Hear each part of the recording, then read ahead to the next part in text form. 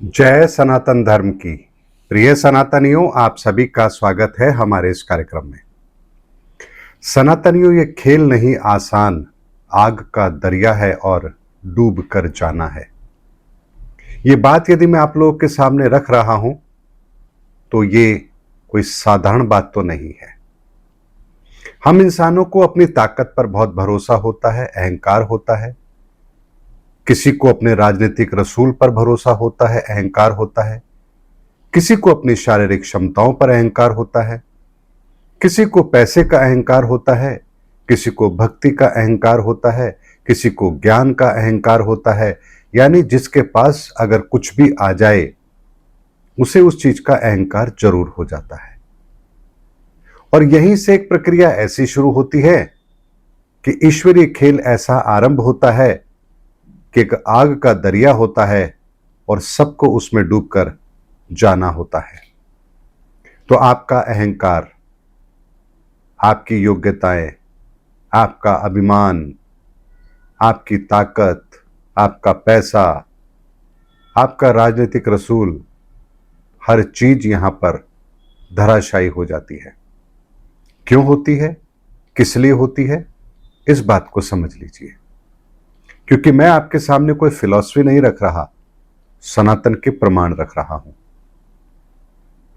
इस ब्रह्मांड के अंदर 7 ऊर्जाएं जो इस ईश्वरीय ऊर्जा के अंदर ही समाहित है, यानी ईश्वरीय ऊर्जा का जो निर्माण है वो 7 ऊर्जाओं के मिश्रण से बना है। संयुक्त रूप से 7 ऊर्जाओं का समावेश ही ईश्वरीय ऊर्जा को जन्म देता है।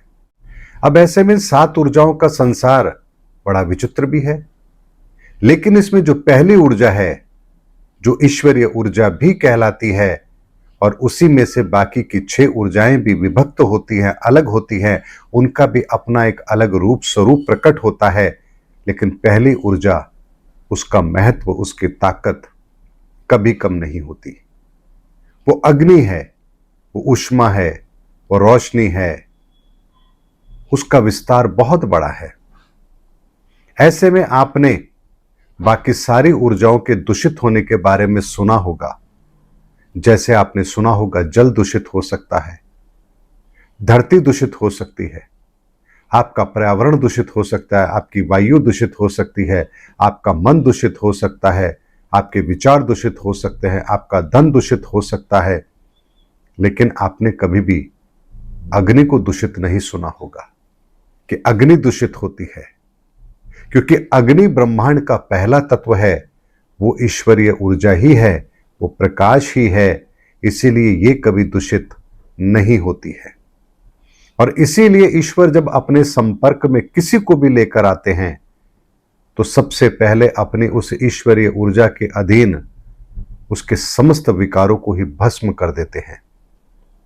इस बात की गंभीरता को ऐसे समझिए जैसे अगर कोई भी इस संसार का तत्व यदि शुद्ध करना है, मैं भौतिक संसार की भी बात करूं तो उसमें भी आप इस चीज को अप्लाई करके देख सकते हैं। अगर कोई सी भी चीज को आपको शुद्ध करना है तो आपको अग्नि की आवश्यकता होती है। अग्नि के द्वारा प्रत्येक चीज भस्म की जा सकती है, उसे शुद्ध किया जा सकता है, उन्हें दोबारा से किसी और चीज में और तत्व में और ऊर्जा में विभक्त किया जा सकता है। जैसे क्रूड ऑयल होता है, उसको अलग अलग टेम्परेचर पर प्रोसेस करने पर आपको petrol, diesel, LPG gas, kerosene, मोम, डामर सब मिलती है। लेकिन उसका प्रोसेस का तरीका अलग होता है। हर चीज एक अलग टेम्परेचर पर जाकर के ही प्रोड्यूस होती है। इस ब्रह्मांड के अंदर भी बहुत सारे ऐसे तत्व मौजूद हैं जिन्हें यदि आपको शुद्ध करना है तो आपको कहीं ना कहीं अग्नि की आवश्यकता तो जरूर पड़ेगी। यानी ब्रह्मांड का वो तत्व जो किसी भी चीज को शुद्ध करने की ताकत रखता है, और इसीलिए हम कहते हैं ये ईश्वरीय ऊर्जा है। ये ईश्वरीय ऊर्जा इस तरह से काम करती है कि इसके संपर्क में जो कोई भी आएगा उसका शुद्ध होना अनिवार्य है। ऐसे में बहुत से लोग हैं जिन्हें अपनी ताकत का अभिमान है, तो वो गलत क्या कर रहे हैं। अगर मोदी जी को अपनी राजनीतिक हैसियत पर अभिमान है तो गलत क्या है? अमित शाह जी को अपने राजनीतिक समीकरणों पर भरोसा है, स्ट्रैटेजी पर भरोसा है, तो इसमें गलत क्या है? शी जिनपिंग को अपनी पॉलिसी पर भरोसा है तो गलत क्या है? डोनाल्ड ट्रंप को यदि अपने बुद्धि पर भरोसा है तो गलत क्या है? रशिया के राष्ट्रपति को अपनी ताकत पर भरोसा है तो इसमें गलत क्या है? तो आपको लगेगा हां, वास्तव में गलत क्या है, वो लोग डिजर्व करते हैं। आज अगर उस मुकाम पर पहुंचे हैं तो ऐसे ही तो नहीं पहुंचे। आप लोग भी हैं, आप में से भी कोई भी उस मुकाम पर जा सकता था, आपको किसने रोका है? लेकिन अगर वो उस मुकाम पर पहुंचे हैं तो उन्हें अपनी ताकत, अपने रसूल का अभिमान होना तो स्वाभाविक है। और सनातनियों, इसी तरह से हम उन्हें अपना आदर्श मानते हैं और उनको फॉलो करना शुरू करते हैं। लेकिन यहां एक बहुत बड़ी गलती जो होती है वो ये होती है कि जिस चीज को आप फॉलो कर रहे हैं, क्या वो सदा के लिए है, हमेशा रहेगी? ऐसा भी नहीं है। तो ऐसे में जिस चीज का आप अभिमान कर रहे हैं, जिन्हें आप अपना आदर्श मान रहे हैं, उन आदर्शों को भी आपको सनातन के पैरामीटर पर देखना पड़ेगा, समझना पड़ेगा। इसीलिए जब भी हमें कोई भौतिक संसार के अंदर उपलब्धि प्राप्त होती है, हमारे अंदर अहंकार अवश्य आता है। अगर मुकेश अंबानी जी को अपने पैसों का अभिमान है तो गलत क्या है? अगर खली को अपने शारीरिक बल पर, बाहुबल पर अगर अभिमान है तो गलत क्या है? विराट कोहली को अगर अपनी खेल प्रतिभा पर भरोसा है, अभिमान है, तो इसमें गलत क्या है? आपको ऐसा ही लगेगा इसमें गलत क्या है, क्योंकि वो डिजर्व करते हैं। लेकिन सनातनियों, एक बात को समझिए, ये काबिलियत हमें जो मिलती है ये केवल एक पैरामीटर पर मिलती है। लेकिन यदि ये काबिलियत आपको सातों पैरामीटर पर नहीं मिली है तो इस काबिलियत का धराशायी होना आवश्यक है, और ये होती ही होती है। इस बात के विज्ञान को ऐसे समझिए जैसे ब्रह्मांड का पहला तत्व अग्नि, उसे ही हम परमात्मा कहते हैं, ज्योति कहते हैं, रोशनी कहते हैं, प्रकाश कहते हैं। उसी का एक अंश आत्मा आपके भीतर भी है। ऐसे में अगर वो परमात्मा, परब्रह्म पहला तत्व है, तो मैंने आपसे कहा कि पहला तत्व तो कभी दूषित होता ही नहीं है, क्योंकि पहले तत्व से ही सारे विस्तार हैं। तो ऐसे में वही पहले तत्व की ऊर्जा आपके भीतर आत्मा के रूप में है। इसीलिए आपका पहला शरीर जो बनता है वो बनता है सूक्ष्म शरीर, जिसमें आत्मा रहती है। उसके बाद आपका शरीर बनता है प्रारब्ध का, कि आपने जो कर्म किए हैं उस कर्म के आधार पर आपके प्रारब्ध बने हैं, और उस प्रारब्ध के आधार पर आपको अब एक शरीर दिया जाएगा। जब ये दोनों चीजें परिपूर्ण होती हैं, तब तीसरा नंबर आता है कि आपको मां के गर्भ में एक शरीर मिलता है, जो आपकी आत्मा के साथ जो प्रारब्ध जुड़े हैं उनको दोनों को मिलाकर कौन सा शरीर का निर्माण होना है, यहां फिर आपको तीसरा ये भौतिक शरीर मिलता है। और इस तरह से आपकी सांसारिक जगत की यात्रा आरंभ होती है। यह हर व्यक्ति के साथ है। इस संसार में कोई भी व्यक्ति यदि शरीर धारण करके आया है, मनुष्य बन के आया है, तो ये तीनों प्रक्रियाएं उनके साथ अवश्य होंगी। चाहे कोई व्यक्ति गरीब से गरीब हो, दुखी से दुखी हो, या इस विश्व का सबसे धनाढ्य व्यक्ति हो, सबके साथ ये प्रक्रिया जरूर रहेगी। लेकिन एक समय आने पर इनमें से एक चीज ऐसी है जो आपकी छूटती है, जिसका विनाश होता है, और वो है आपका शरीर। आपका शरीर का विनाश होता है, आपका शरीर छूटता है, एक दिन आप मृत्यु को प्राप्त करते हैं। तो यहां पर फिर आपके दो शरीर आते हैं, एक सूक्ष्म शरीर और एक आपके प्रारब्ध का शरीर। अब इसके आधार पर आपकी अगली यात्रा आरंभ होती है, और फिर आपको किसी और जन्म के अंदर कोई और शरीर प्राप्त होता है, और ये यात्रा इसी तरह से चलती है। अब जब ये यात्रा इसी तरह से चलती है, तो बताइए इसमें कोई छोटा या कोई बड़ा कैसे हुआ, कोई अमीर और कोई गरीब कैसे हुआ? क्या आपको अब यहां पर अपनी किसी भी प्रतिभा पर अभिमान करने का कोई कारण नजर आ रहा है? क्योंकि प्रत्येक जीवात्मा का, उसके निर्माण का और उसके सूक्ष्म शरीर का, उसके प्रारब्ध के शरीर का, हर चीज का संबंध तो सबका एक जैसा है। जो जैसा कर रहा है उसको वैसा फल मिल रहा है। लेकिन असली यात्रा यहीं से शुरू होती है। सनातनियों, ये बात को बड़े गंभीरता से समझिए जो मैं आपको कह रहा हूं। यह साधारण बात नहीं है।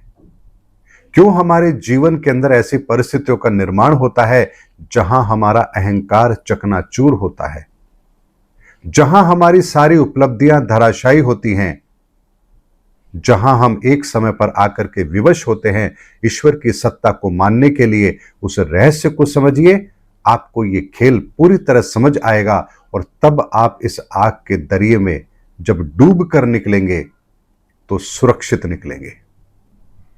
इसीलिए सनातनियों, इसके पश्चात जो आप कर्म करते हैं, यहां से आप अपने चौथे शरीर का निर्माण करते हैं। यहां से पांचवें शरीर का भी एक निर्माण होता है, छठे शरीर का भी निर्माण होता है और सातवें शरीर का भी निर्माण होता है।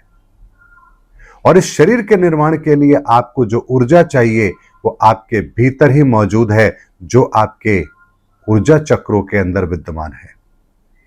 ऐसे में नीचे के नाभि से नीचे के जो 2 चक्र हैं, इन चक्रों के साथ तो प्रत्येक मनुष्य का जन्म हुआ है। इन ऊर्जाओं को संचालित करना तो वो मां के गर्भ में ही सीख जाता है, लेकिन इससे ऊपर की ऊर्जाओं से अपने उस शरीर का निर्माण, उस ऊर्जा का निर्माण जो आपकी ऊर्जा को प्रोटेक्ट करता है, आपकी ऑरा को एक अलग आयाम में लेकर जाता है, उस निर्माण के बारे में तो हम जानते ही नहीं है। और इसीलिए जैसे जैसे आप बाकी के 4 उन शरीरों का निर्माण करते हैं, यहां से आप अगर 7वें शरीर के निर्माण तक पहुंचते हैं तो आप अपने आत्मा के साथ 7 शरीर का निर्माण करते हैं। और यही 7 शरीर का रहस्य, ब्रह्मांड का वो रहस्य है कि आपकी यात्रा किस शरीर के निर्माण तक हुई है। अगर आपकी यात्रा 7वें शरीर के निर्माण तक हो चुकी है, ब्रह्म शरीर जिसे कहते हैं, अगर वहां तक आपकी यात्रा पूर्ण हो चुकी है तो फिर आप कभी मृत्यु को प्राप्त नहीं करते हैं। ऐसे में आप उस ब्रह्म शरीर के अंदर अपनी सारी चेतना को इकट्ठा कर लेते हैं और जब आप इस शरीर को छोड़ते हैं, एक स्थूल शरीर को छोड़ते हैं, तब आपकी वो ब्रह्म चेतना एक ऐसे आकार के साथ इस ब्रह्मांड में रहती है जो फिर युगों युगों तक अपने उस कार्य को करती रहती है। इसीलिए जितने भी महापुरुष हुए, भगवान कृष्ण हुए, भगवान राम हुए, इन्होंने यदि कहा कि आने वाले समय के अंदर हम फिर अवतार लेंगे, तो उसके पीछे कारण यही है कि उन्होंने जब इस धरा पर आकर अपना कार्य किया और उनके कार्य इतने महान होते हैं, उनकी ऊर्जाओं का संसार इतना विस्तृत होता है कि वो अपने इन 7 शरीर का निर्माण करते हैं ऊर्जाओं के लेवल पर, और यहां से वो अपने सारी ऊर्जाओं को उस ब्रह्म शरीर के अंदर धारण कर लेते हैं और यहां से वो ब्रह्म शरीर, ब्रह्म ऊर्जा फिर अनंत काल तक इस ब्रह्मांड में रहती है। फिर जब कभी इस धरती पर वो कार्य होना होता है जिसे ईश्वर के द्वारा अब पूर्ण किया जाना है, तब एक मानव शरीर रूप में फिर इस धरा पर जन्म लेता है और यही चेतना पुनः उनके शरीर का वर्ण करती है। और इसी तरह से अवतारों का ये क्रम इस संसार में चलता है। इसीलिए सनातनी एक बात को समझ लीजिए, ईश्वर का जो दायरा है, ईश्वर का जो स्थान है, ईश्वर की जो ताकत है, वो इस ब्रह्मांड का पहला आयाम है और जिसका प्रत्यक्ष रूप अग्नि है। इसीलिए अग्नि कभी भी दूषित नहीं होती है, बल्कि अग्नि के सानिध्य में आकर तो सभी तत्व शुद्ध होते हैं। इसीलिए यदि आपके भीतर किसी भी तरह का कोई ऐसा भाव है जो शुद्ध नहीं है, तो जैसे ही आप आध्यात्म की यात्रा करते हैं, आपके भीतर एक इतनी बड़ी हलचल आरंभ होती है कि आप यदि अपने तत्वों के ऊपर काम नहीं कर रहे हैं तो आप उस आध्यात्म के मार्ग पर चल नहीं सकते। और इसीलिए एक कार्य होता है कि जब व्यक्ति इस आध्यात्म के मार्ग पर चलता है तो उसने आवाहन तो ईश्वरीय ऊर्जा का ही किया है, ईश्वरीय ऊर्जा उस तक पहुंचती भी है, लेकिन फिर वही बात होती है कि यदि आपके भीतर कुछ ऐसा है जो वो ईश्वरीय ऊर्जा को वहन नहीं कर सकता, तो यहां फिर आपके भीतर खलबली मचना शुरू होती है और आप विचलित हो जाते हैं। और यही प्रक्रिया आपको अध्यात्म के मार्ग से अलग कर देती है। इस बात को ऐसे समझिए कि जैसे आप साफ पानी लेकर आए, लेकिन यदि आपकी बाल्टी वो गंदी है, तो यदि उसमें आपने साफ पानी लिया तो आपका पानी खराब हो जाएगा।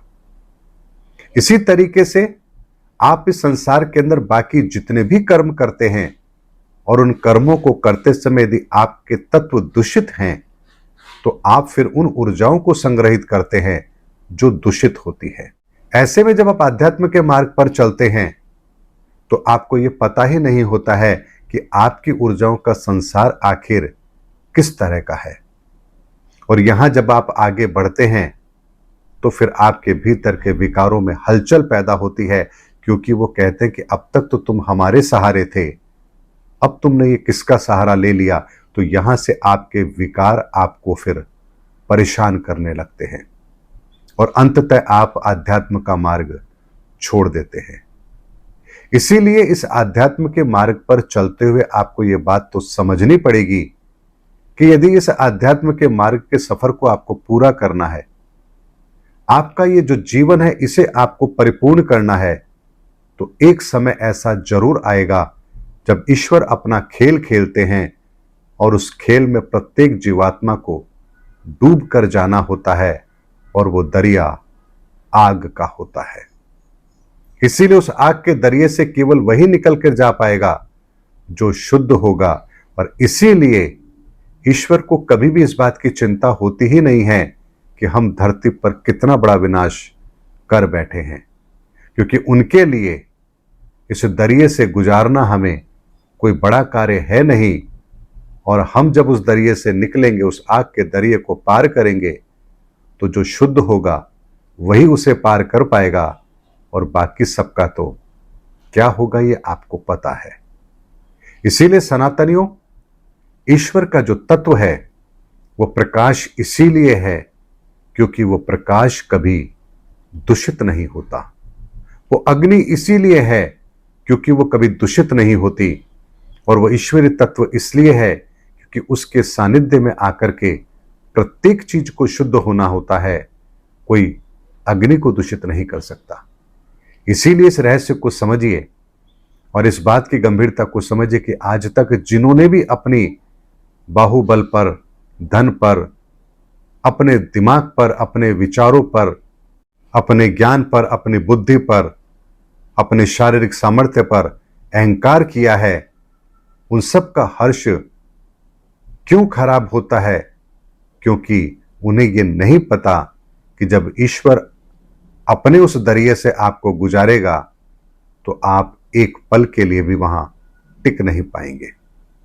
इसीलिए सनातनियों, अपनी किसी चीज पर अहंकार करने से पहले यह जरूर समझ लीजिए कि आपकी यात्रा इस दरिये को पार किए बिना पूरी नहीं हो सकती। और ये दरिया कोई साधारण दरिया नहीं है, ये आग का दरिया है और इस आग के दरिये को पार सबको करना है। इसीलिए सनातनियों, इस समय पर भी बहुत से लोग कल्कि को लेकर के भी बहुत कुछ ऐसा कर रहे हैं जो उन्हें नहीं करना चाहिए। अपने आप को कल्कि साबित करने पे लगे हैं, अपने बच्चों को कल्कि साबित करने पर लगे हैं, लोगों को भ्रम में डालने में लगे हैं, लेकिन उन्हें यह नहीं पता कि कल्कि तो स्वयं आग के दरिये से बाहर आएंगे। ऐसे में उन्हें भी ये परीक्षा तो देनी होगी यदि वो अपने आप को कल्कि कहते हैं तो। ऐसे में यदि आप कल्कि नहीं और कल्कि का दावा कर रहे हैं तो यकीन मानिए, आग के दरिये में उतरते ही आपका क्या होगा ये मुझे बताने की आवश्यकता नहीं। इसीलिए अब भी समय है, जिस चीज पर आपको अहंकार है उस चीज के अहंकार को छोड़ दीजिए और उस परम सत्ता ईश्वरीय सत्ता को समझ लीजिए, सनातन को समझ लीजिए। बिना सनातन को जाने ना आपका कल्याण है और ना ही आपकी गति है। इसलिए ये ईश्वर का खेल जो युग परिवर्तन का खेल है, ये इतना आसान नहीं है। इस खेल को वही खेल पाएगा जो शुद्ध होगा, जिसकी आत्मा शुद्ध होगी, जिसके सातों तत्व शुद्ध होंगे, जो अपने इन सातों शरीरों की रचना को जानता है, पहचानता है और जो इस विज्ञान को जानता है वही इस खेल में उतरने की हिम्मत करेगा और बाकी तो सोच भी नहीं पाएंगे। उम्मीद करता हूं सनातनियों, आज के इस वीडियो में मैंने आपको बहुत सारी बातें बताई हैं, लेकिन संकेत रूप में बताई हैं। प्रत्यक्ष बताना आवश्यक नहीं है, क्योंकि ईश्वरीय कार्य जो होते हैं वो अलग तरीके से होते हैं। हमारी सोच और हमारे तरीके से वो कभी नहीं होते हैं। उम्मीद करता हूं सनातनियों, मेरा वीडियो आपको जरूर अच्छा लगा होगा। अगले वीडियो में आपसे फिर भेंट होगी, तब तक हमारे चैनल पर बने रहिए। जय सनातन धर्म की, जय धर्मयुग की, जय सनातन विश्व।